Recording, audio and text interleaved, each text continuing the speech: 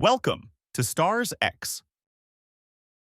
Before Daniel Day-Lewis, before modern actors disappeared from the spotlight, one man did it first and did it on his own terms. Gene Hackman. A name whispered with reverence in every serious actor's circle. But how did a man so brilliant simply vanish? Gene Hackman's early life wasn't glamorous. Raised in a broken home, he joined the Marines at just 16, chasing structure and escape. After the service, he drifted through jobs, never fitting in. But at the Pasadena Playhouse, his passion for acting sparked. Laughed at and labeled least likely to succeed, Gene moved to New York anyway. He trained hard, stayed hungry, and waited for his moment.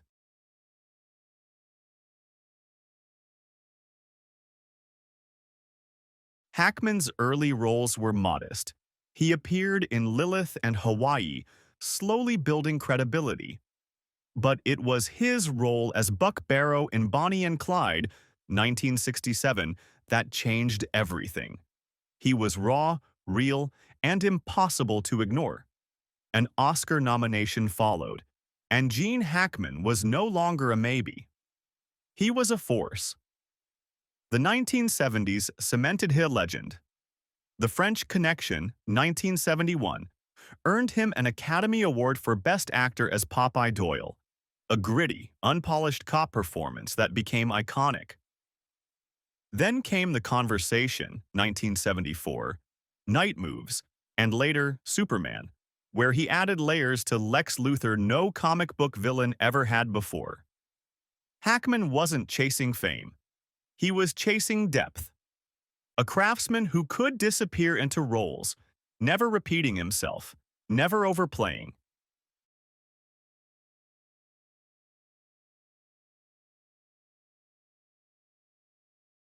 Gene Hackman's personal life was as grounded as his performances. He married Faye Maltese in 1956 and had 3 children. After their divorce, he married Betsy Arakawa in 1991. He avoided the tabloids, rarely gave interviews. He wasn't interested in celebrity, but that doesn't mean he escaped controversy.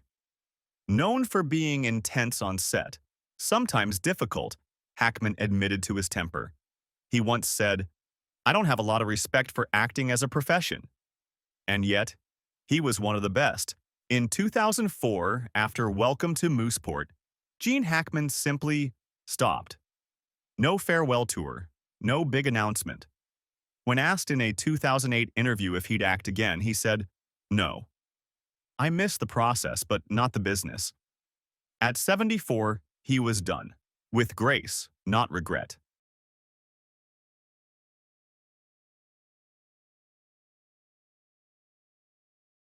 Retirement didn't mean silence. Hackman turned to writing. He co-authored historical fiction novels, stories rooted in the same grit and complexity as his characters.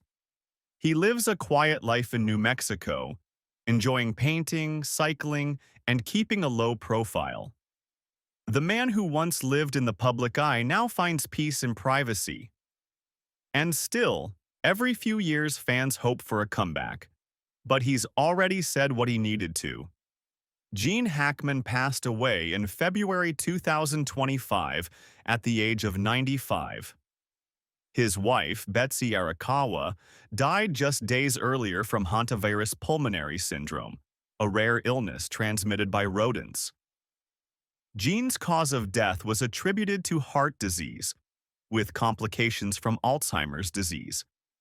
In an industry often driven by fame, Gene Hackman chose substance over spectacle. His performances remain a testament to his talent, and his legacy endures in the hearts of those who appreciate true artistry. Thanks for watching. Don't forget to subscribe.